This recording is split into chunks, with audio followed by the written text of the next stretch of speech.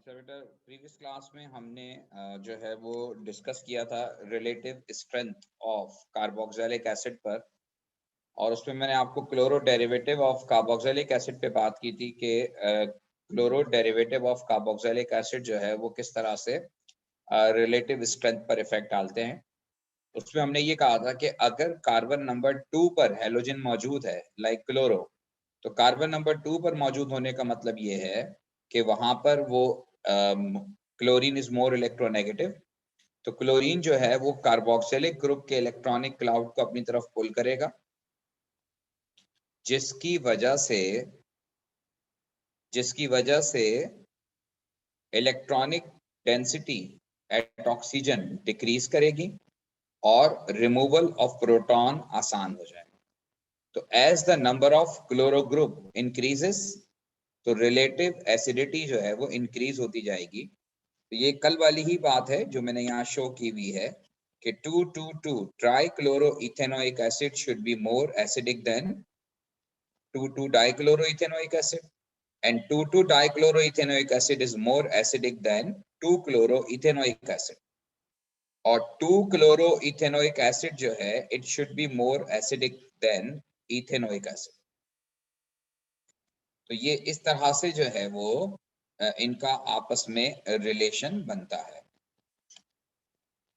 अब आज का जो हमारा टॉपिक है, जो आज हम बात करेंगे, वो ऑर्गेनिक कंपाउंड की एक फैमिली पर बात करेंगे, और ये कार्बोक्सिलिक एसिड के डेरिवेटिव्स हैं जिनको हम एसाइल क्लोराइड्स कहते हैं। क्योंकि हमारा टॉपिक जो है वो डेरिवेटिव ऑफ कार्बोक्सिलिक एसिड से ही है, और acyl chlorides are one of the most important derivative of carboxylic acid. और उसकी बुनियादी वजह क्या है कि ये कार्बोक्सिलिक एसिड के मुकाबले में ज्यादा रिएक्टिव होते हैं। इनके रिएक्टिव होने की जो सेंस है या वजह है, इस पर मैं बाद में बात करता हूं। फर्स्ट ऑफ ऑल, हम इस बात को ऑलरेडी डिस्कस कर चुके हैं कि एसाइल क्लोराइड जो होते हैं वो जनरली इस फॉर्मूले से रिप्रेजेंट होते हैं, RCOCl। RCOCl जो है ये एसाइल क्लोराइड है, और ये एसाइल क्लोराइड जो है ये जनरल फार्मूला है of derivative of carboxylic acid. और एसाइल क्लोराइड्स जो हैं ये कैसे बनाए जाते हैं, सबसे पहले इस पर बात करते हैं। तो प्रिपरेशन ऑफ एसाइल क्लोराइड के लिए हमें रिक्वायर्ड होता है कोई भी कार्बोक्सिलिक एसिड। जितने भी कार्बन का आपको एसाइल क्लोराइड बनाना है, आप उतने कार्बन का कार्बोक्सिलिक एसिड इस्तेमाल करते हैं, और कार्बोक्सिलिक एसिड को आप रिएक्ट करवा दें PCl5 के साथ एट रूम टेम्परेचर। जब आप इसे PCl5 के साथ रिएक्ट करवाते हैं एट रूम टेम्परेचर, तो होता यह है कि PCl5 यहां से OH को रिमूव करता है, और ये RC डबल बॉन्ड O, और जिस जगह पर OH ग्रुप होता है वहां OH ग्रुप की जगह जो है वो Cl आ जाता है। और इसके साथ साथ रिमूवल जो होता है वो HCl गैस का होता है, और POCl3 रिमूव होता है। ये रिएक्शन आपने AS में पढ़ा था, लेकिन अल्कोहल के साथ पढ़ा था कि जब अल्कोहल में हम PCl5 डालते हैं तो अल्कोहल में OH की जगह Cl आ जाता है। ये वैसा ही रिएक्शन है, बस फर्क ये है कि यहाँ अल्कोहल की जगह कार्बोक्सिलिक एसिड है, तो ये C डबल बॉन्ड O अपनी जगह रहेगा, और जहां OH है वहां OH की जगह Cl आ जाएगा, और इस कंपाउंड का नाम जो है वो एसाइल क्लोराइड है।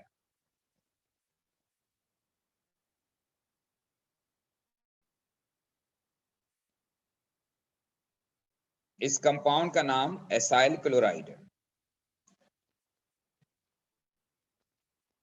अब कोई भी आप एग्जाम्पल ले लें, जो भी आप कंपाउंड लेना चाहते हैं, जितने भी कार्बन का आप एसिड लेना चाहते हैं।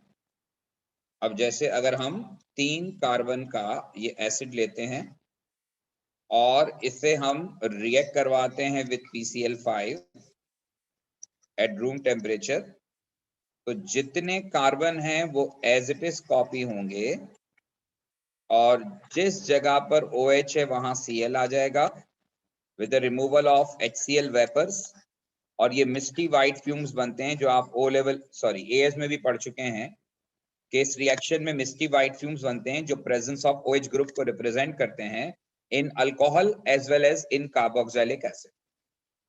ये HCl के मिस्टी, जी वो भी इस्तेमाल हो सकता है, सो Cl2 उस पर भी लिखता हूं मैं अभी।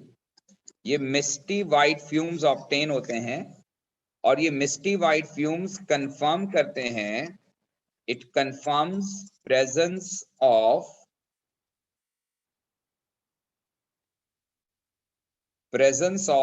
OH group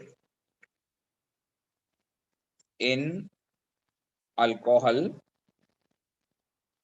and in carboxylic acid।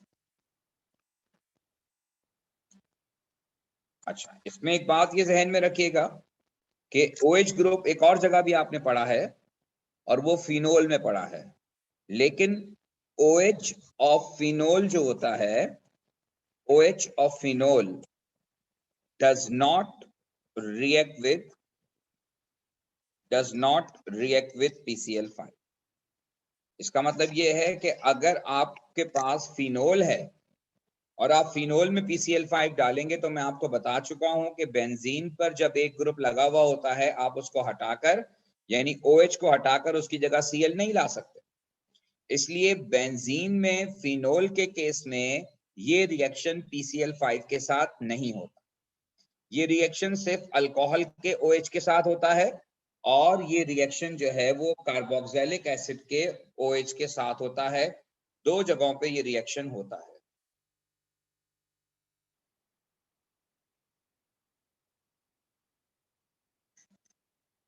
ठीक है जी।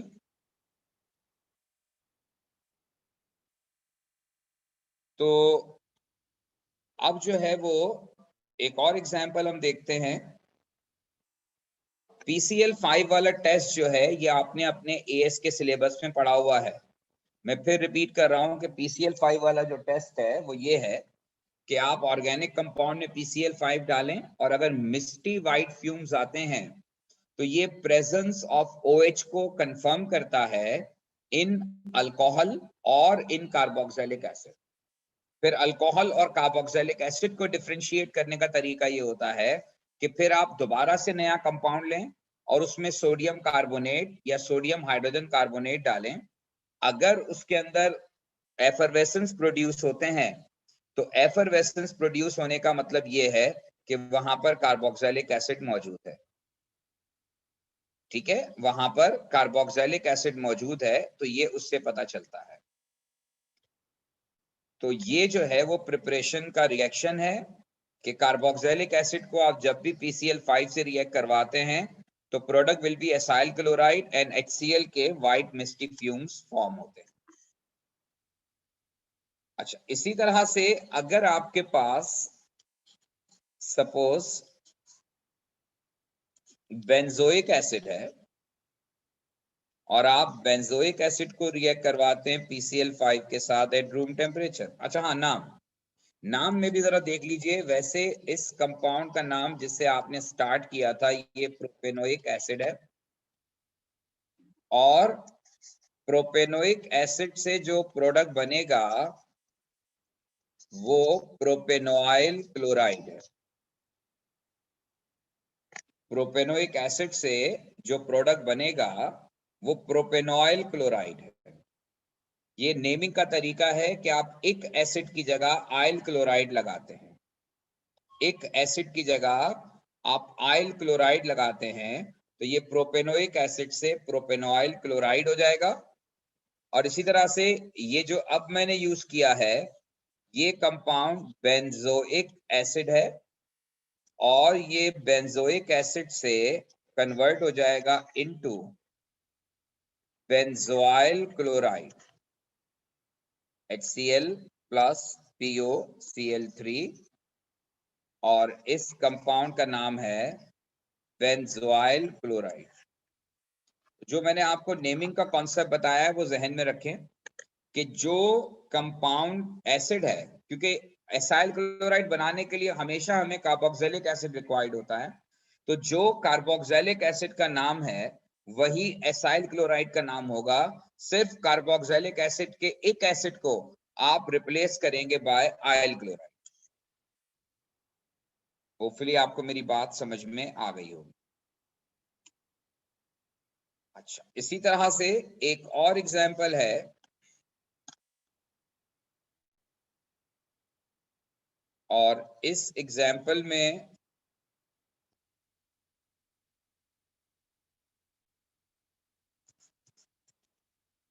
ये कंपाउंड जो है इसका नाम है ब्यूटेन 1,4 डाइओइक एसिड। और ब्यूटेन 1,4 डाइओइक एसिड जो है उसे आप रिएक्ट करवा दें with PCl5। Now write down the product और आप बताइएगा कि इस प्रोडक्ट का नाम क्या होगा।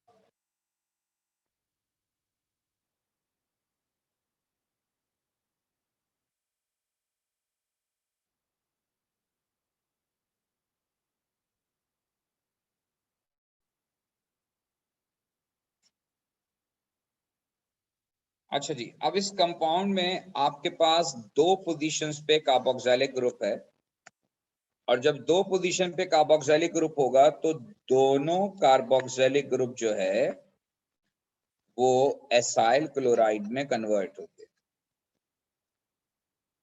और दोनों पोजीशन पर जो है वो COCl आ जाएगा। और इस के साथ साथ HCl और POCl3, खैर ये तो कॉमन प्रोडक्ट्स हैं, वो बनेंगे।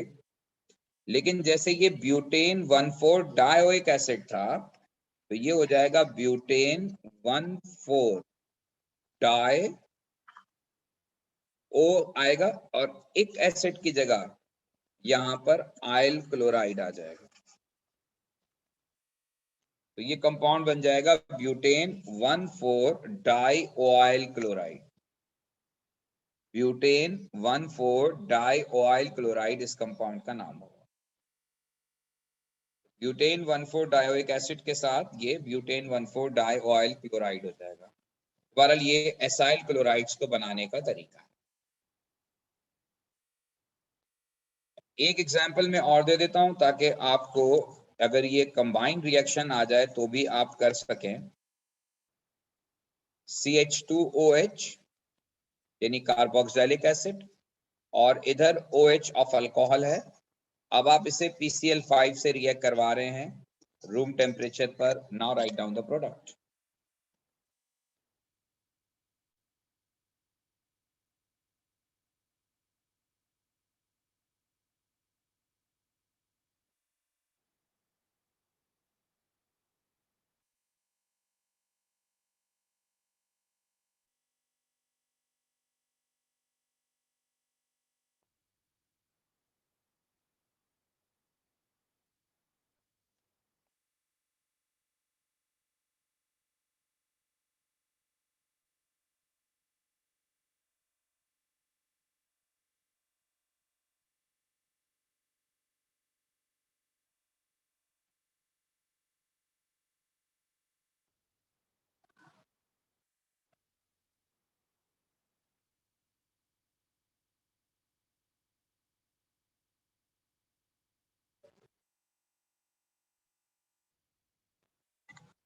अच्छा जी, अब इस कंपाउंड में ये कार्बन 1 है, ये कार्बन 2 है और ये कार्बन 3 है।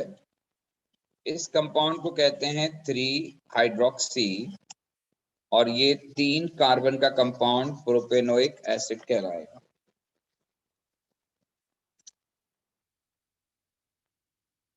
और नेक्स्ट क्या होगा कि ये अल्कोहल का OH है और ये कार्बोक्सिलिक एसिड का OH है, तो अल्कोहल का OH भी रिप्लेस होगा यहाँ पर और यहाँ कार्बोक्सिलिक एसिड का OH भी रिप्लेस होगा।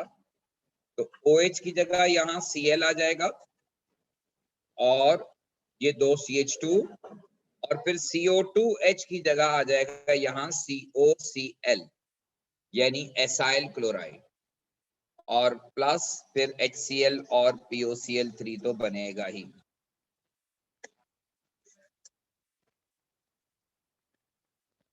ये हो गया आपके पास प्रोडक्ट इस रिएक्शन।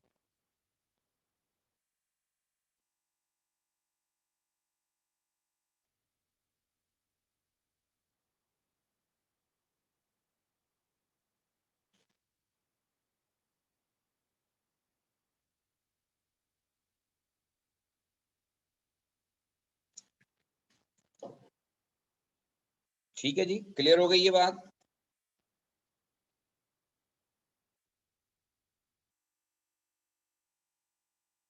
कोई कंफ्यूजन इसमें?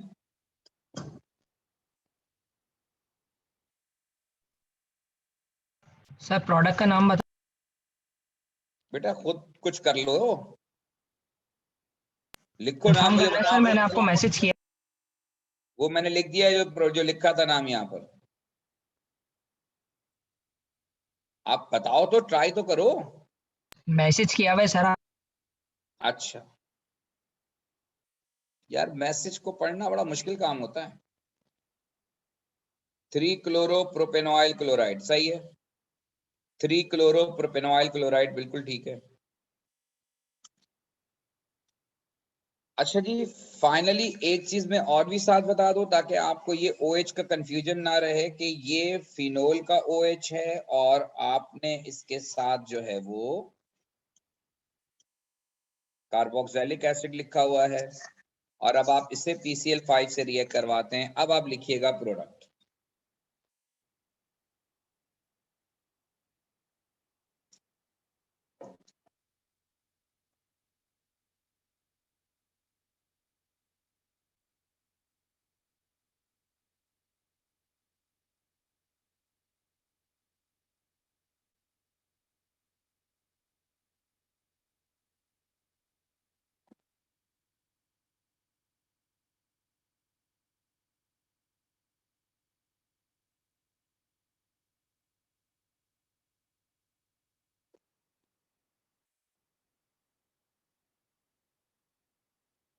अब इस कंपाउंड में एक OH फिनोल की फॉर्म में है और एक OH कार्बोक्सिलिक एसिड की फॉर्म में है। तो फिनोल वाला जो OH है वो अनरिएक्टिव होगा, जबकि इस OH की जगह Cl आ जाए और फिर HCl और POCl3 तो बनेगा। अच्छा, एक बात और आपको मैं बता दूं, यहां पर या ओवरऑल PCl5 की जगह आप इस्तेमाल कर सकते हैं SOCl2 भी। इस कंपाउंड को कहा जाता है थायोनाइल क्लोराइड। ये भी उसी तरह बिहेव करता है जिस तरह से PCl5 करता है, यानी इसका काम भी यही है कि ये OH को रिप्लेस करता है बाय Cl, लेकिन ये भी फिनोल वाले OH को रिप्लेस नहीं करता। इसके अलावा ये रिएक्शन आप फास्फोरस और क्लोरीन के साथ भी कर सकते हैं। आप इसे, नहीं बेटा इसका नाम नहीं लिखना, फास्फोरस और क्लोरीन के साथ भी कर सकते हैं, लेकिन इसके लिए आपको इसे हीट अंडर रिफ्लक्स करना पड़ेगा। PCl5 और थायोनाइल क्लोराइड के साथ रिएक्शन रूम टेम्परेचर पर होता है, लेकिन फास्फोरस और क्लोरीन के साथ आपको इसे हीट अंडर रिफ्लक्स करना पड़ता है। तो ये तीनों रिएजेंट जो मैंने लिखे हैं ये इस काम में इस्तेमाल होते हैं कि ये OH को रिप्लेस करके उसकी जगह Cl ले आते हैं। ये OH को रिप्लेस करके उसकी जगह Cl ले आते हैं। सर ये PCl2 एक साथ use phosphorus in presence of chlorine, phosphorus and chlorine है ये।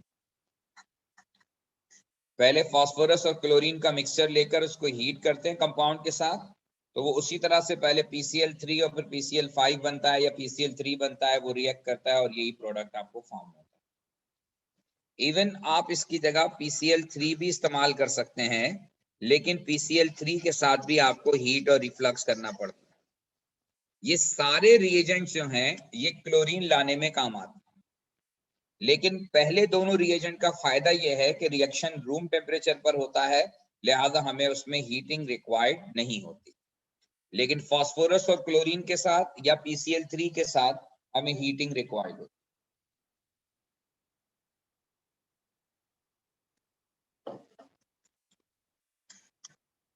ठीक है जी, होपफुली आपको बात समझ में आ गई होगी, और अगर कोई कंफ्यूजन है तो बताइए।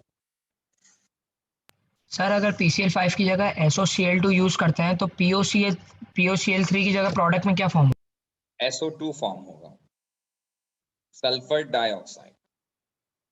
सही है। अच्छा जी, ये तो हो गया related to preparation of acyl chloride. Different आपको मैंने एग्जांपल्स दिए एसाइल क्लोराइड की प्रिपरेशन की। अब हम आते हैं इनकी केमिकल प्रॉपर्टीज पर कि आप इसे किस तरह से केमिकली देखते हैं। तो chemical properties of acyl chloride में सबसे पहले हम बात करते हैं hydrolysis of acyl chloride. Hydrolysis of acyl chloride, hydrolysis actually हम कहते हैं इसके रिएक्शन विद वाटर, और हाइड्रोलिसिस वाटर के साथ वो रिएक्शन होता है जिसके नतीजे में pH of solution will change. Hydrolysis को हम डिफाइन करते हैं कि a reaction with water, a reaction with water by which pH of solution is changed। ऐसा रिएक्शन वाटर के साथ जिसके नतीजे में सॉल्यूशन की pH तब्दील हो जाए उसे हाइड्रोलिसिस कहते हैं। असल में हाइड्रोलिसिस में वाटर मॉलिक्यूल ब्रेकडाउन होता है।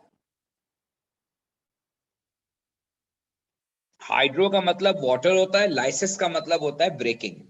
तो हाइड्रोलिसिस का मतलब यही होता है, ब्रेकिंग ऑफ वाटर मॉलिक्यूल, यानी ऐसा रिएक्शन जिसमें वाटर मॉलिक्यूल ब्रेक होता है और finally pH of solution change हो जाती है, हम इस रिएक्शन को हाइड्रोलिसिस कहते हैं।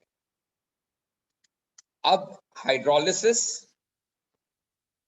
ऑफ एसाइल क्लोराइड में होता क्या है कि आप कोई भी एसाइल क्लोराइड ले लीजिए, जैसे ये मैंने लिया है, ये 3 कार्बन का एसाइल क्लोराइड है, प्रोपेनॉइल क्लोराइड, और आप इसकी हाइड्रोलिसिस कर रहे हैं। अच्छा, आमतौर पर आपको याद होगा कि हाइड्रोलिसिस के लिए आप एसिडिक या अल्कलाइन कंडीशन यूज करते हैं, लेकिन in case of acyl chloride hydrolysis takes place at room temperature, as well as it does not need any catalyst. इसमें किसी कैटलिस्ट की रिक्वायरमेंट नहीं है, यहां पर कोई कैटलिस्ट रिक्वायर्ड नहीं है।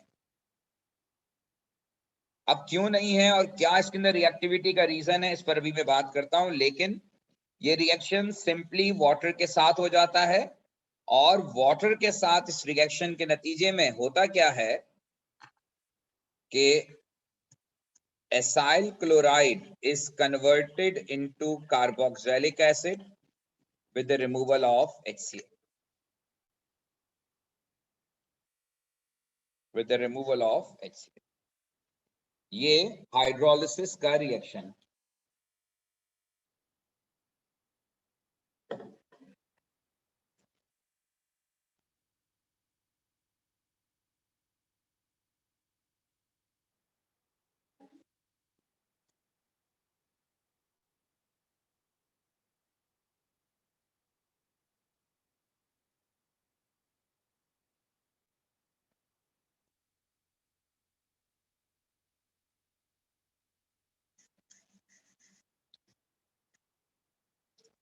अब आप जब भी हाइड्रोलिसिस करते हैं तो acyl chloride is one of the compound which hydrolyse by water only. ये सिर्फ वाटर से हाइड्रोलाइज हो जाता है और ये वाटर के साथ रिएक्ट करता है। अगर हम इस रिएक्शन में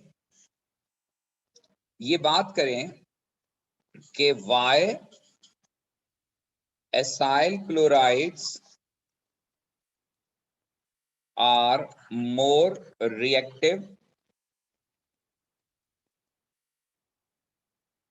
as compare to carboxylic acid, तो अब आप देखें इसका रीजन ये होता है कि एसाइल क्लोराइड में this carbon is connected to 2 electronegative atoms. ये क्लोरीन इलेक्ट्रॉनिक क्लाउड को अपनी तरफ पुल करेगा और ये ऑक्सीजन भी इलेक्ट्रॉनिक क्लाउड को अपनी तरफ पुल करेगा। जब ये 2 इलेक्ट्रोनेगेटिव एटम ऑक्सीजन और क्लोरीन दोनों कार्बन के इलेक्ट्रॉन्स को अपनी तरफ पुल करेंगे, तो इसका मतलब ये हुआ कि इस कार्बन पर इलेक्ट्रॉन डेफिशिएंसी बढ़ जाएगी और इस कार्बन पर जो पॉजिटिव कैरेक्टर है वो इंक्रीज हो जाएगा due to the presence of 2 electronegative atoms. One is oxygen, other is chlorine. Both will pull electronic cloud of carbon towards itself. ये दोनों इलेक्ट्रॉनिक क्लाउड ऑफ कार्बन को अपनी तरफ अट्रैक्ट करेंगे और इस अट्रैक्शन की वजह से कार्बन पर इलेक्ट्रॉन की डेफिशिएंसी आ जाएगी, या आप कह सकते हैं कि carbon become more positive. And once carbon become more positive, तो कार्बन के मोर पॉजिटिव होने से क्या होगा कि attack of nucleophile, attraction with nucleophile आसान हो जाए। इसी वजह से एसाइल क्लोराइड जो है वो इजीली अटैक बाय न्यूक्लियोफाइल और ये इजीली रिएक्ट करते हैं अंडर ऑर्डिनरी कंडीशंस। तो ये सवाल जो था कि why acyl chlorides are more reactive, ये उसका रीजन है। रीजन मैंने क्या बताया आपको? रीजन मैंने ये बताया कि in acyl chloride carbon is connected to 2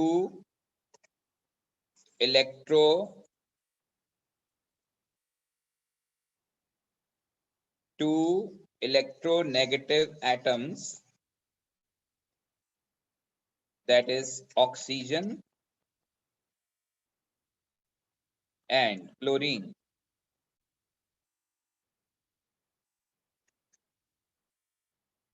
both will pull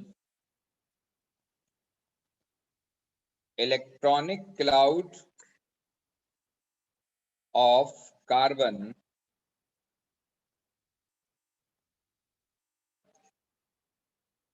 towards itself.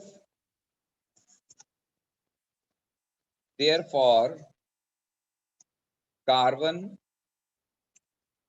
become more positive. So, attack of nucleophile,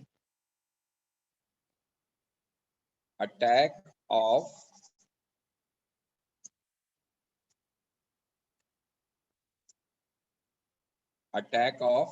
nucleophile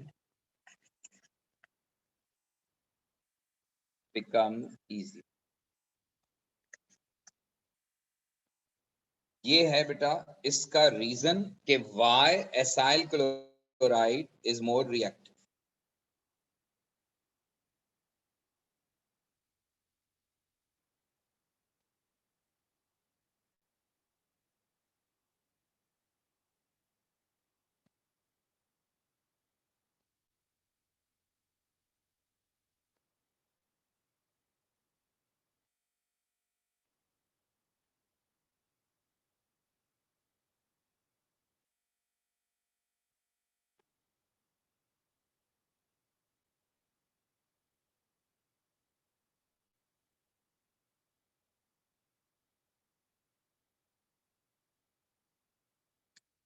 hopefully आपको मेरी बात समझ में आ गई होगी।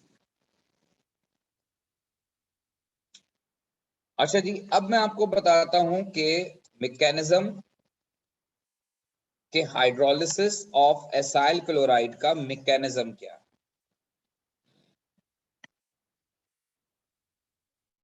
अब एसाइल क्लोराइड मैकेनिज्म को अंडरस्टैंड करने के लिए ये कार्बन पार्शियल पॉजिटिव है और इस पार्शियल पॉजिटिव कार्बन पर वाटर मॉलिक्यूल का जो ऑक्सीजन है, जो लोन पेयर है, वो अटैक करता है। यहाँ पर क्लोरीन भी पार्शियल नेगेटिव है, ऑक्सीजन भी पार्शियल नेगेटिव है। ये दोनों अपनी तरफ इलेक्ट्रॉनिक क्लाउड को पुल करते हैं। जब ये वाटर मॉलिक्यूल का लोन पेयर इस पॉजिटिव कार्बन पे अटैक करेगा और आकर यहाँ पे अपना बॉन्ड बना लेगा, तो अल्टीमेटली कार्बन के जो 4 बॉन्ड्स हैं उनमें से एक बॉन्ड ब्रेक होगा, यानी carbon oxygen double bond break होगा और ये ब्रेक होके कन्वर्ट होगा सिंगल बॉन्ड में CH3CO नेगेटिव Cl और इसके साथ वाटर मॉलिक्यूल अटैच हो जाएगा और वाटर के पास जो एक लोन पेयर था वो उसने यूज कर लिया, एक लोन पेयर अभी बाकी है।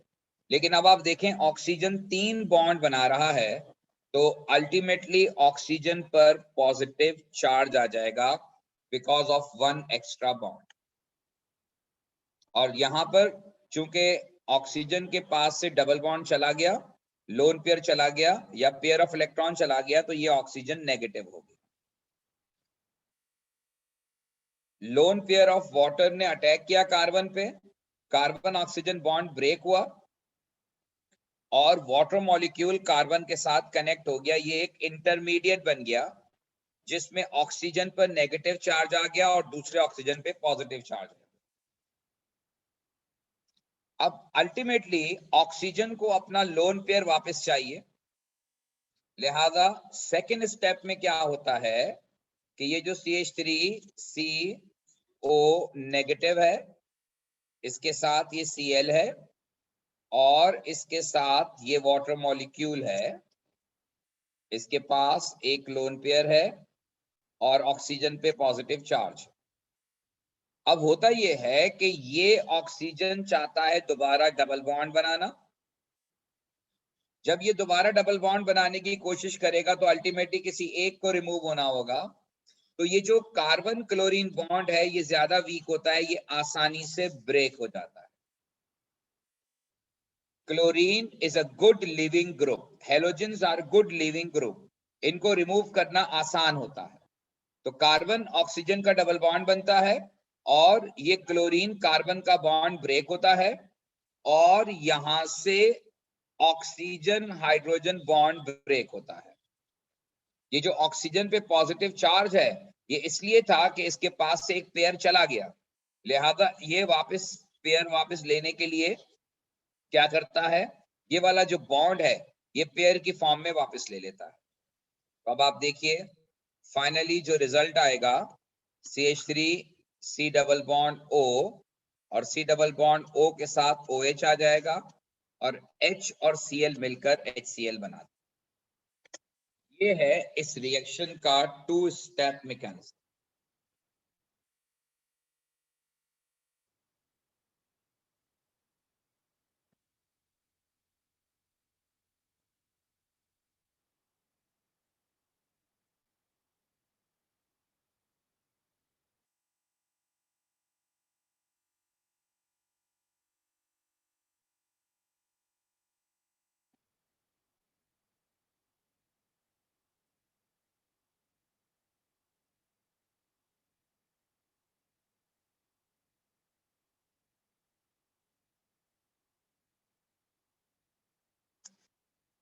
होपफुली आप सबको ये मैकेनिज्म समझ में आ गया होगा हाइड्रोलिसिस का, कि किस तरह से जो है वो हाइड्रोलिसिस होती है और किस तरह से जो है ये एक स्टेबल प्रोडक्ट फॉर्म होता है।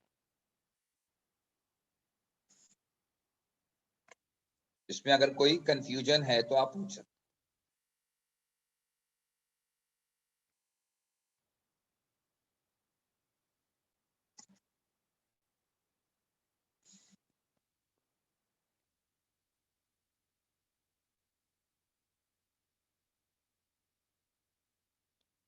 अच्छा जी, अब इसमें मैं एक और बात करने जा रहा हूं और वो है रिलेटिव ईज ऑफ हाइड्रोलिसिस। और ये भी हमारे सिलेबस का पार्ट है कि हमें डिस्क्राइब करना है relative ease of hydrolysis among acyl chloride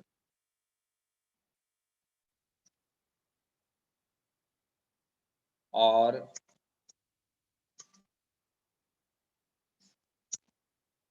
alkyl chloride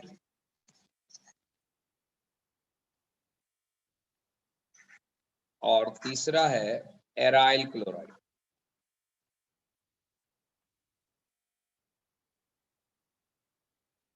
acyl chloride, alkyl chloride and aryl chloride. ये relative ease of hydrolysis describe करना है कि इन तीनों में से सबसे इजी टू हाइड्रोलाइज कौन होता है और सबसे डिफिकल्ट टू हाइड्रोलाइज कौन होता है। अगर हम एसाइल क्लोराइड का फॉर्मूला लिखें तो RCOCl है। अल्काइल क्लोराइड का फॉर्मूला लिखें तो RCl है। और अगर हम एराइल क्लोराइड का फॉर्मूला लिखें तो एराइल का मतलब होता है बेंजीन रिंग, एरोमेटिक। और एराइल क्लोराइड का मतलब यह है कि chloro group is directly connected to benzene ring. तो एसाइल क्लोराइड, अल्काइल क्लोराइड और एराइल क्लोराइड में रिलेटिव ईज ऑफ हाइड्रोलिसिस क्या है, इनमें से कौन ज्यादा आसानी से हाइड्रोलाइज हो जाता है और क्यों हो जाता है। तो रिलेटिव ईज ऑफ हाइड्रोलिसिस में यही ऑर्डर चलता है कि acyl chlorides are easy to hydrolyze as compared to alkyl chloride and alkyl chloride are easy to hydrolyze as compared to aryl chloride. aryl chloride या क्लोरोबेंजीन तो hydrolyse आपके syllabus के हिसाब से होता ही नहीं है, क्योंकि मैं आपको बता चुका हूं कि जो ग्रुप बेंजीन पे डायरेक्टली कनेक्टेड है, जैसे ये क्लोरोबेंजीन है, तो क्लोरो ग्रुप अगर बेंजीन से डायरेक्टली कनेक्टेड है तो आप इसको रिप्लेस करके इसकी जगह कोई और ग्रुप नहीं ला सकते। तो एसाइल क्लोराइड, अल्काइल क्लोराइड और एराइल क्लोराइड में, अब एसाइल क्लोराइड क्यों ज्यादा रिएक्टिव है, ये मैंने ऊपर आपको रीजन बता दिया था कि दो इलेक्ट्रोनेगेटिव एटम जब कार्बन के इलेक्ट्रॉनिक क्लाउड को अपनी तरफ पुल करेंगे तो कार्बन इलेक्ट्रॉन डेफिशिएंट हो जाएगा, carbon become more positive, so attack of nucleophile become easier as compared to alkyl chloride where we have only one electronegative atom। यहां पर आप देखिए एक इलेक्ट्रोनेगेटिव एटम है, हालांकि ये भी इलेक्ट्रॉनिक क्लाउड को पुल करेगा लेकिन इसके मुकाबले में कम करेगा, क्योंकि एसाइल क्लोराइड में carbon is surrounded by two electronegative atom, while in case of alkyl chloride में carbon is surrounded by only one chlorine atom, only one electronegative atom. तो यहाँ पे कार्बन लेस पॉजिटिव होगा और यहाँ पे कार्बन मोर पॉजिटिव होगा।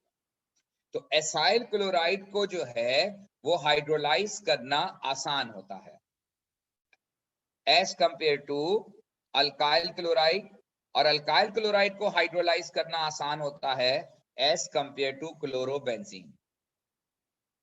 अगर आपको मैं इसकी एक एग्जाम्पल बताऊं जिसमें ये सारा कॉन्सेप्ट एक साथ आ जाएगा, और वो ये है कि देखिए अगर आपके पास बेंजीन पर क्लोरो मौजूद है और एक चेन है जिसमें COCl मौजूद है और एक चेन है जिसमें CH2Cl मौजूद है, ये एक ही कंपाउंड में एसाइल क्लोराइड भी है, अल्काइल क्लोराइड भी है और एराइल क्लोराइड भी है। अब इस कंपाउंड को मैं रिएक्ट करवाता हूं वाटर के साथ एट रूम टेम्परेचर। जब मैं इस कंपाउंड को वाटर के साथ रूम टेम्परेचर पे रिएक्ट करवाऊंगा तो एराइल क्लोराइड पर कोई फर्क नहीं पड़ेगा, अल्काइल क्लोराइड पर कोई फर्क नहीं पड़ेगा, लेकिन जो एसाइल क्लोराइड है it is hydrolysed to form carboxylic acid. Because अभी हमने ये बात डिस्कस की थी कि acyl chlorides are hydrolysed to form carboxylic acid. तो यहाँ पर एसाइल क्लोराइड जो है वो हाइड्रोलाइज होके कार्बोक्सिलिक एसिड बनाएगा एट रूम टेम्परेचर। अगर यही रिएक्शन आप सोडियम हाइड्रोक्साइड के साथ करें, सोडियम हाइड्रोक्साइड के साथ ये रिएक्शन करें एक्वस एट रूम टेम्परेचर, तो रूम टेम्परेचर पर अगर आप ये रिएक्शन करेंगे सोडियम हाइड्रोक्साइड के साथ तो इस केस में भी Cl पर कोई फर्क नहीं पड़ेगा, यानी जो क्लोरो ग्रुप बेंजीन से डायरेक्टली कनेक्टेड है उस पर कोई फर्क नहीं पड़ेगा, जो क्लोरो ग्रुप अल्काइल चेन के साथ कनेक्टेड है उस पर भी कोई फर्क नहीं पड़ेगा। इसकी वजह अगर आप रिकॉल करें तो आपने एएस में पढ़ा था कि हैलोजन अल्केन जो होते हैं वो NaOH एक्वस के साथ उनको हीट अंडर रिफ्लक्स करना पड़ता है तब वो रिएक्ट करते हैं। इसका मतलब ये हुआ कि अगर हम NaOH एट रूम टेम्परेचर डालते हैं तो NaOH एट रूम टेम्परेचर जो है वो भी अल्काइल क्लोराइड के साथ रिएक्ट नहीं करेगा, लेकिन यस ये रिएक्ट करेगा with carboxyl with acyl chloride और इसे कन्वर्ट कर देगा into salt of carboxylic acid. अस्सलाम वालेकुम।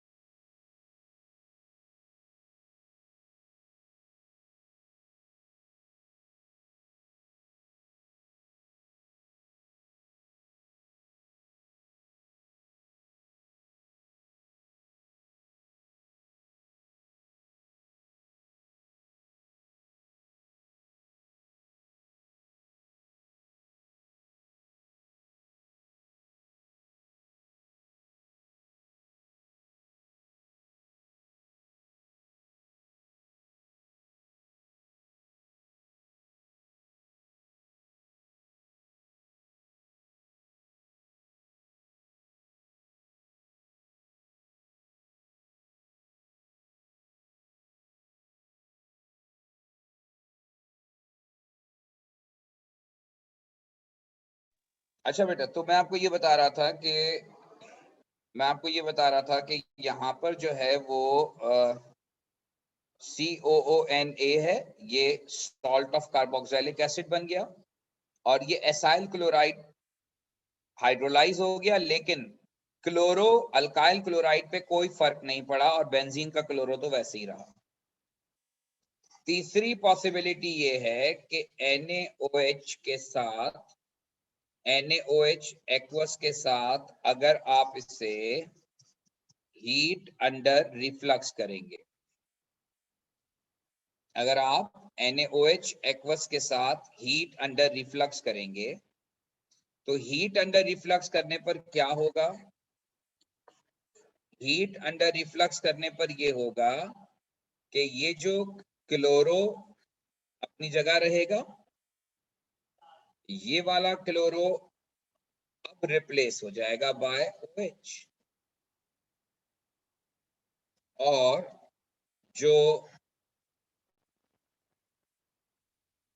जो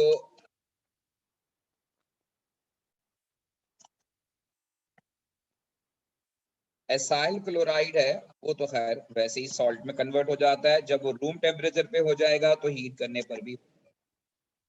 ये आप देखिए, मैंने एक ही रिएक्शन में तीनों कॉन्सेप्ट्स को आपको बता दिया कि बेंजीन वाला Cl किसी सूरत में हाइड्रोलाइज नहीं होता, वाटर के साथ सिर्फ एसाइल क्लोराइड वाला क्लोरीन हाइड्रोलाइज होता है, NaOH एक्वस के साथ सॉल्ट बनता है लेकिन सिर्फ एसाइल क्लोराइड हाइड्रोलाइज होता है। लेकिन जब आप NaOH एक्वस के साथ हीट अंडर रिफ्लक्स करते हैं तो फिर Cl की जगह OH आ जाता है, और Cl की जगह OH आने का मतलब ये है कि ये हीट करने पर जो अल्काइल क्लोराइड है वो हाइड्रोलाइज हो गया। हीट करने पर अल्काइल क्लोराइड जो है वो हाइड्रोलाइज हो गया, और वो हाइड्रोलाइज होकर जो है वो सॉल्ट ऑफ कार्बोक्सिलिक एसिड में कन्वर्ट हो गया, और इसी तरह से क्लोरो अल्केन जो है वो भी कन्वर्ट हो गया अल्कोहल। ये है बेटा एसाइल क्लोराइड की कहानी। अब अगर आपको इससे रिलेटेड कोई कंफ्यूजन है या कोई बात पूछनी है तो आप पूछ सकते हैं। ठीक है जी, होपफुली ये बात आपको समझ में आ गई होगी। बुक से पढ़िएगा, कोई क्वेश्चन हो तो फिर नेक्स्ट क्लास में रेज कीजिएगा, इंशाल्लाह अगली क्लास में बात करेंगे।